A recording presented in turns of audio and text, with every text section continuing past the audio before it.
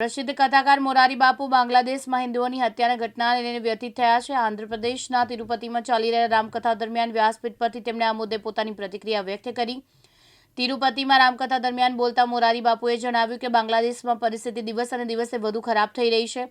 તેમણે ભારપૂર્વક કહ્યું કે હિન્દુઓના દુઃખને હવે અવગણી શકાય નહીં।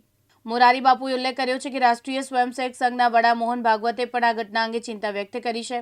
તેમણે પ્રશ્ન ઉઠાવ્યો કે હિન્દુ હોવું કેમ ગુનો માનવામાં આવે છે, તેમજ કહ્યું કે મને સમજાતું નથી કે હિન્દુઓમાં ખોટું શું છે। આ સાથે મોરારી બાપુએ હિન્દુ ઓળખ વિશે વાત કરતા જણાવ્યું કે હિન્દુત્વ નમ્રતા અને વિશાળતાનું પ્રતીક છે। તેમણે પ્રતિકાત્મક રીતે કહ્યું કે હિન્દુ એક બિંદુ છે, અહંકાર વિનાનું નાનું બિંદુ, પરંતુ સાથે તેમને સિંધુ પણ છે। अब तो बांग्लादेश की स्थिति भी बहुत बिगड़ती जा रही है और हम सनातनियों को, हम हिंदुओं को बहुत नुकसान हो रहा है। वहाँ बहुत समाज, संस्थाएं, सरकार गंभीरता से सोचे।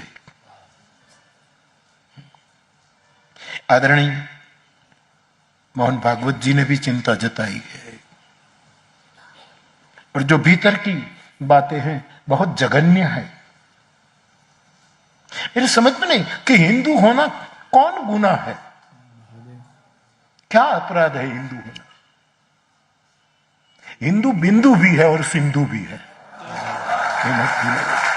हिंदू बिंदु है, ये अपने को कुछ नहीं समझता, निरहंकारी, और कहे तो सिंधु से भी विशाल है।